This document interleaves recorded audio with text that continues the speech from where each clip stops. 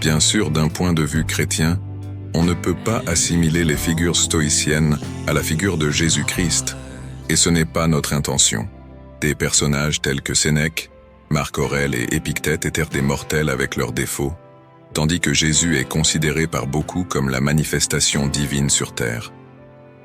Cependant, il est indéniable que les deux héritages continuent d'inspirer et de guider les générations actuelles. Bien entendu, il est important de souligner qu'en explorant le lien possible entre les enseignements stoïciens et le message de Jésus, nous ne suggérons pas de comparer ou d'assimiler directement qui que ce soit à Jésus-Christ.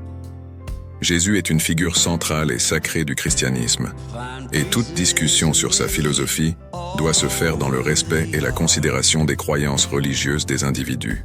En outre, il convient de mentionner que ma position est celle d'un chrétien, ce qui signifie que je suis la foi chrétienne et que je crois en l'unicité de Jésus-Christ en tant que Fils de Dieu et Sauveur de l'humanité.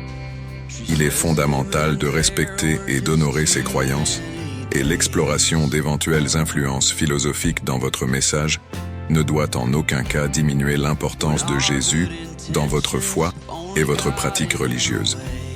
Par conséquent, lorsqu'on examine les liens entre le stoïcisme et Jésus, il est essentiel de maintenir une approche respectueuse et de reconnaître que les similitudes ou les parallèles sont explorés dans le contexte de la philosophie et non dans l'intention de remettre en question l'unicité ou la divinité de Jésus pour les chrétiens.